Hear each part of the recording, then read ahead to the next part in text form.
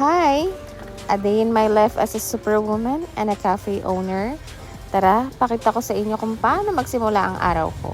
Since today is Saturday, we usually open 8 a.m. to 10 p.m. Since I came back from my professional work on board, I started to make our time operation very early since we offer coffee. And apart from that, we wanted to accommodate bikers and riders. Yes, and I remember na meron kaming one big group of bikers na in-encourage kami na mag-open ng maaga. Kaya kung napapanood nyo to, kung sino man kayo, balik na kayo dito. Today nga pala ang ika-second month of our baby, and this samgyeopsal set is sponsored by my brother. So yun na nga, every time na may kaganapan ang family, laging ako ang punong abala. Ako yung mahiling mag-prepare ng mga ganitong klaseng pagkain. Gustong-gusto nila kung paano ako magluto ng mga side dishes and paano ko i-marinate ang meat. At sa napakaliit na budget ay nagagawa ko siyang special.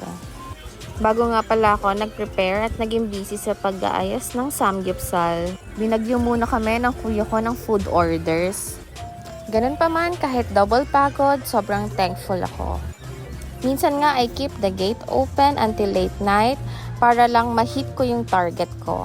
Anyway, balik tayo dito sa pag-prepare ng samgyeopsal ko.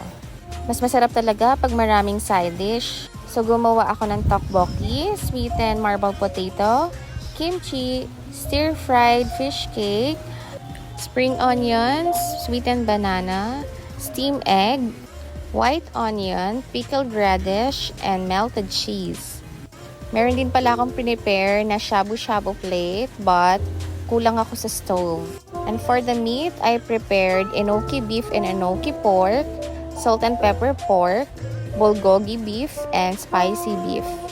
So inumpasahan ko na nga magluto kasi ayaw pa nila pangunahan. At dahil nga gising na ang aming baby for pictorial, escape na ako sa pagluluto.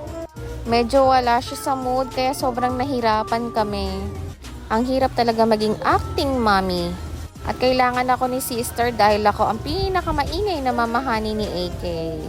Buti na lang talaga sa pagpipicture ng stolen may mga nakuha pa kaming magandang photo.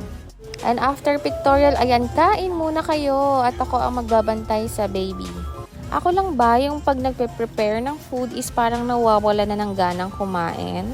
Maybe because I'm tired, but I'm so happy and overwhelmed. So stay positive, work positive, and result positive. See ya!